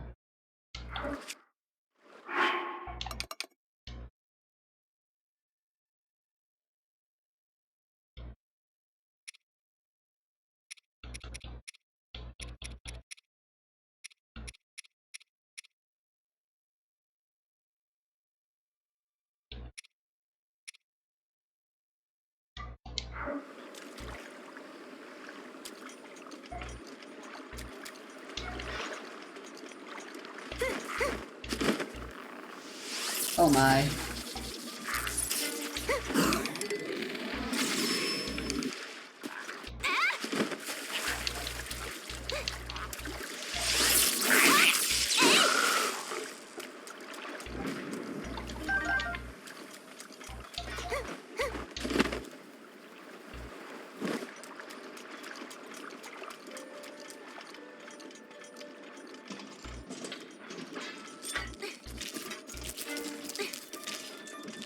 Wait, what?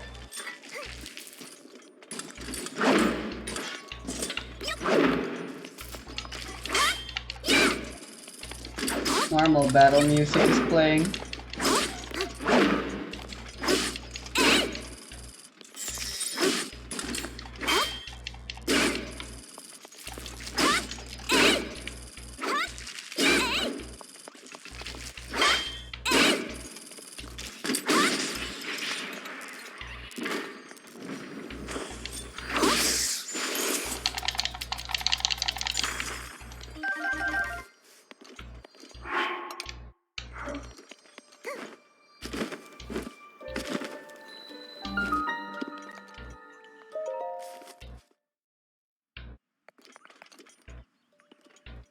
Alright, let me go find the lady first.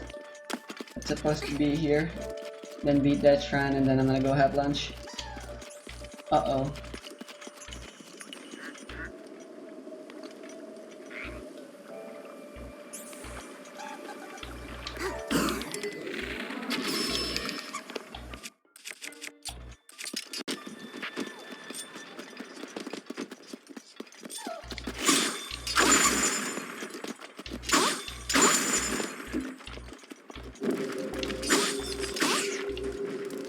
Another red star, hell yeah.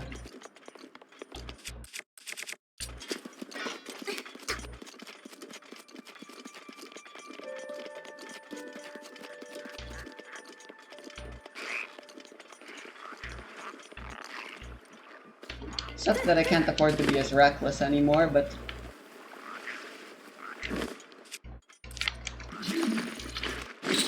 Oh my god!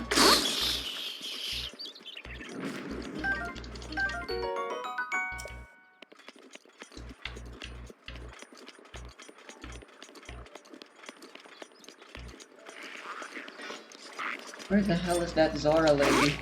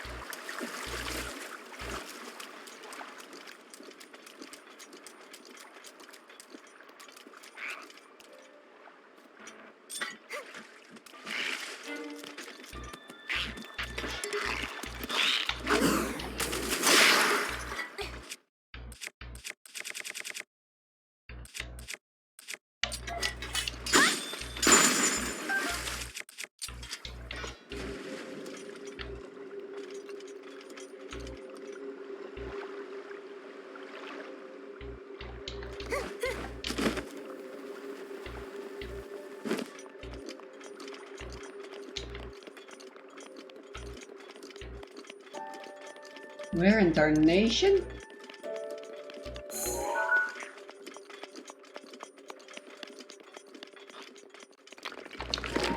Oh!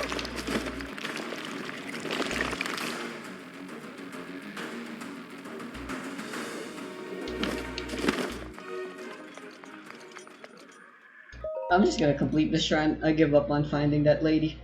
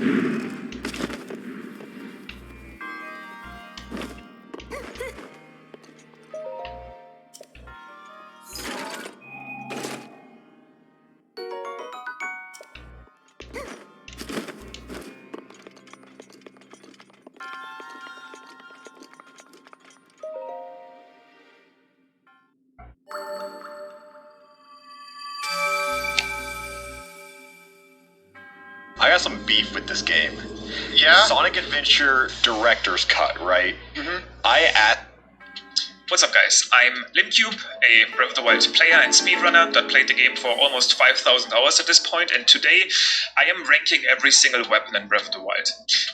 This will only be weapons, not bows. Maybe that will be in a different tier list. This will only be weapons, including amiibo weapons, and this will be a pretty much unscripted video. I've been watching a lot of Wolfie VGC recently, who ranks Pokemon in a competitive viewpoint by just sitting down and ranking them without a script, and I really wanted to try something like that too for Breath of the Wild, being kind of like having kind of like a competitive view on it, having played the game so much and knowing what speedruns are like.